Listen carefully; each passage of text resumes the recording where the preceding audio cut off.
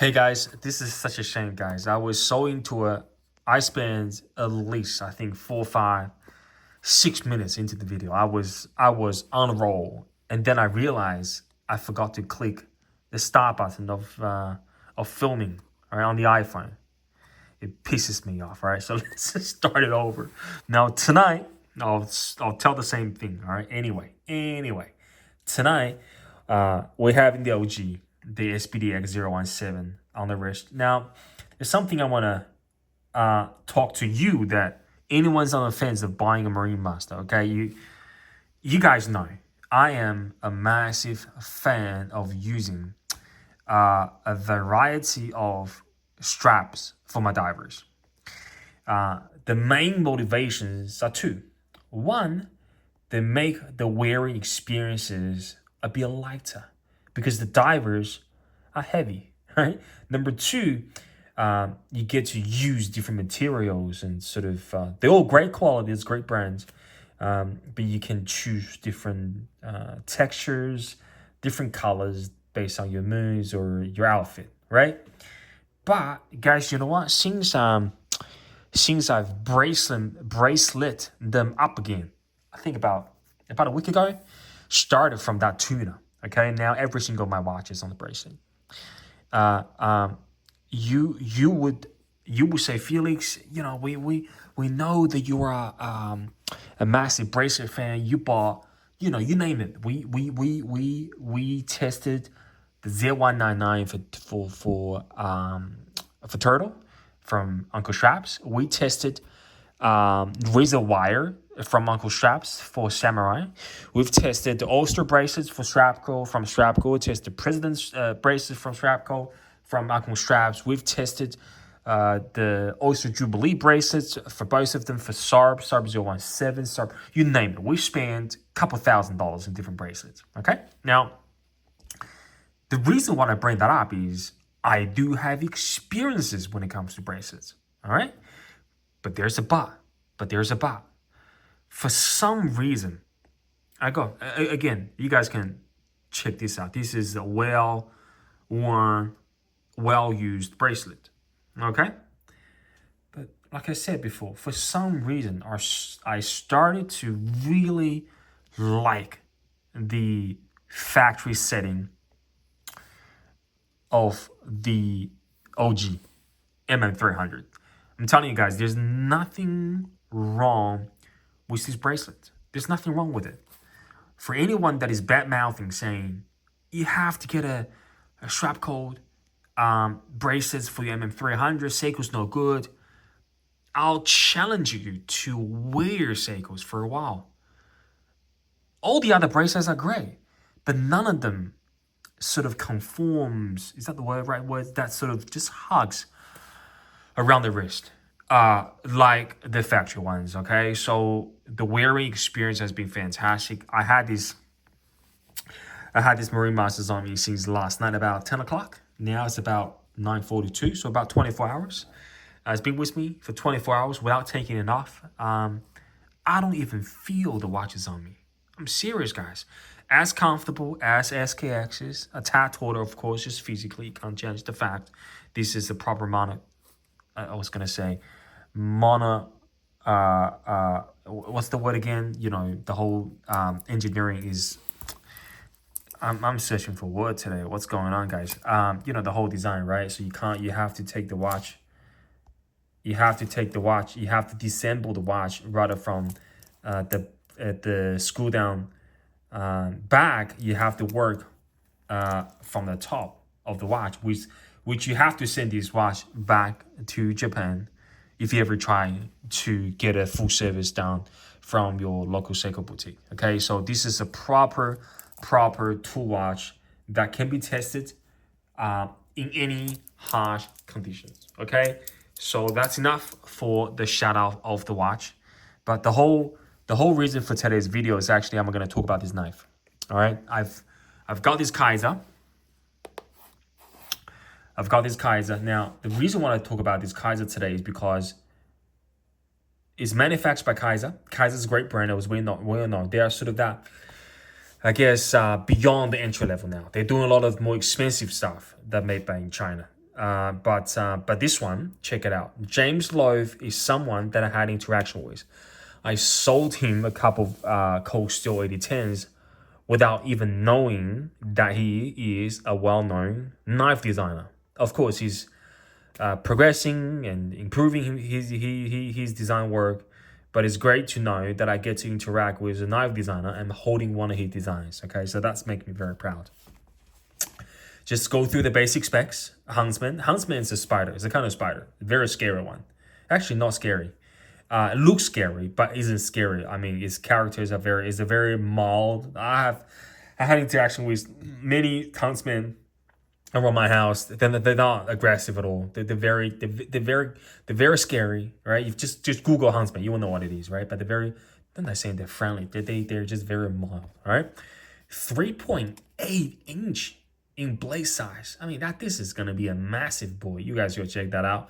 Model number, I'm not gonna say that. S35VN blade, titanium and carbon fiber handle. Okay, so we're gonna do unboxing. I've actually already done the unboxing, but I'm just gonna talk about it as my first impression, and then of course we're gonna do some comparisons or kind of stuff in the next video to come. All right, so guys, if you know Kizer well, comments down the section below in terms of which are your favorite Kizer models, rather now, or sorry, they're producing now or they've done in the past.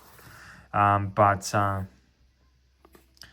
that's not the Kizer icon. This is two lions. Okay, this is like the traditional Chinese door where you sort of, you know what I mean, like Asia. If you when you're Asia country, I think you find these a lot, right? So you open them out like that way. Oh, I like it. I was busy today. I just took the knife out. Play with it, but I really haven't tried it yet. What's this? Action for sharking. Does it come with Kizer or somebody else gave me that within the whole package? I don't know. Okay, so what you have in the box? You have some additional spare screws with bit of blue Loctite. That's nice. You have a polishing cloth branded. That's nice. You have a manual, or is it an introduction to what Kizer is, or some, yeah, manual. Nice. You scan the QR code, it's going to tell you what it is, and it's got multiple languages on it. Italian, English, Spanish, French, Dutch, Japanese. What's it? Is that Russian? And the last one's Chinese. What's in there? Is it one page? I think it's one page. It looks like two. Pretty thick. Okay, so this is the pouch. Very nice, guys. By the way, the whole thing is $189 buying directly from Kizer. I'm pretty sure you get discount here and there, or seasonal discount from Amazon and other your favorite retailers as well. But this is a very popular model. Most of the retailers in Australia already sold out. I bought this from one of the ADs here. I actually bought on eBay with a bit of discount code that so the kicks in nicely. I bought it for 242 AUD, which was about 150. All right, so 150. If you can see one of those, I'm just gonna tell you this, right? If you wanna, just look. All right, it's a massive community out there. A lot of them already sort of bought them as a brand new. Get from a secondary, cost you $100. Jump on it. If you can see a retailer selling those at a good discount between, I'm just telling you this, right? Between 125 to 150, I want you to jump on it because it is that good. Because I already tested the knife. Okay, so that's the Kizer Huntsman. All right, we're gonna do a close up, as I always do. Look how beautiful this is. All right, guys, I'm not even talking about the blades yet. I'm only talking about the handle.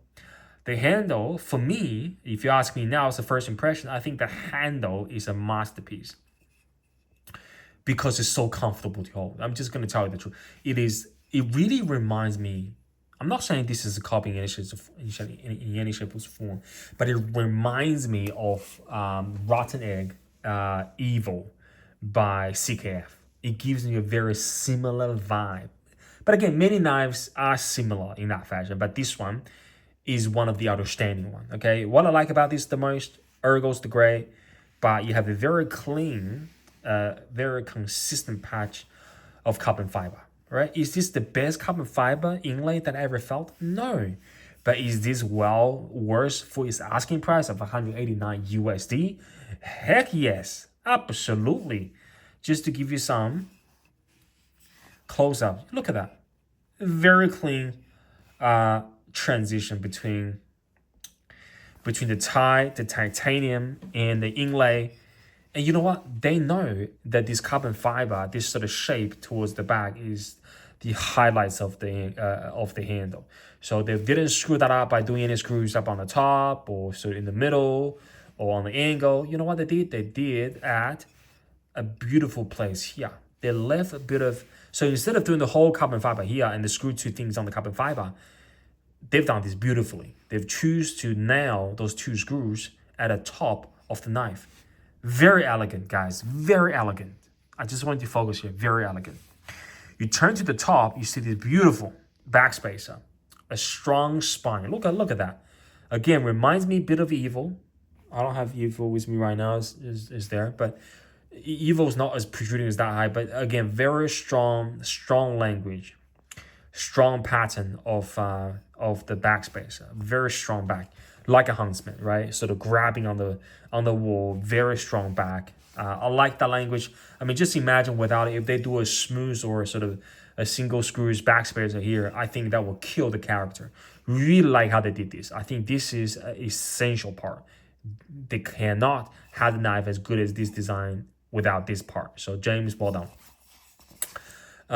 Turn this around, you have the very consistency when it comes to carbon fiber. Few ventilation points here. I like the pocket clips, wide, but again, you have a bit of shape around here, a bit of bevel here. Really, really nice. I like how that sort of smoothness really transition nicely with the handlebar. Really nice, guys, okay? Really nice, really, really nice. The pivot, they've chosen a very conservative language here. Very seven. This is a T8. You know, on the, just, you know, if I look at the rest of it, without looking at the blades, of course, just looking at the handle, I would have wished if they would have done something on the pivot in terms of sort of color matching of that carbon fiber. I know the whole pivot ring here is probably anodized to a color that matches the carbon fiber, but if they do something, I know this is the show scale, right? So you can only access the back. That's a good sign. But if James did something about this pivot, I think that will bring the whole thing up to the next level. It's just because naturally your eyes will sort of go to that area as well when you look in carbon fiber. Okay, so that's it. We're gonna deploy it. Just give me a sec. This is a frame lock. Okay, so I've played with it today already. All right, so you guys know when it comes to EDC in your area, right? Whether your area is allowed or not, you get to play with your knife, right? As a man do. If you have a gun, you play with your gun. Okay, don't shoot yourself, but you play with your knife now. So the form factor and I'm gonna say fidgetability, but the funness of the knife matters. All right. So instead of talking about what this knife can do with one hand, I'm gonna show you what this knife can do. Okay. All right. You ready? This is almost a 4-inch blade. I'm just gonna sit back here a bit. All right. Some start. You ready? I know. I'll talk about the blade in a minute. I just want to show you how much fun it is, all right? Look at that action. I'm gonna talk about action in a bit. You ready? Some that. Some stud. I'm gonna show that again. The authority. The acoustics. You ready? Show me a some stud as authoritarian as this. I don't encounter that many, and especially Kizer. I had a Kizer T1, which was a great knife, but of course a lot smaller. All right, so that's a lot less authority than this. Okay, so that's the thumb stud. You want to do a slow roll, all right? Slow roll, you see that? You want to do more slow roll? I'll show you how slow roll this. You see that? All right. Fidgetability, okay? You want to go spider flip with my middle finger. You ready? Okay. You got Felix, I want to do with your index finger. Is that index finger? Index finger. You ready? Look at the speed, guys. What else? I'm running an idea. You can't front flip this. What about reverse flip? Reverse slow roll. Look how cool that is. All right. Reverse with authority. A 3.8-inch knife, man. Oh, gosh. All right, fidgetability 10 out of 10. I'm not kidding, guys. I have many fidget knives, button locks. I have few that plays well, but none of it has the out of the world size and in terms of just the acoustic, the whole strength of it. That is outstanding. All right, so if you want a big boy that you can play with in your when you sort of park on the side of the road in your truck, or I don't know where you at. All right, in your shed, you're doing your housework. You got bored, right?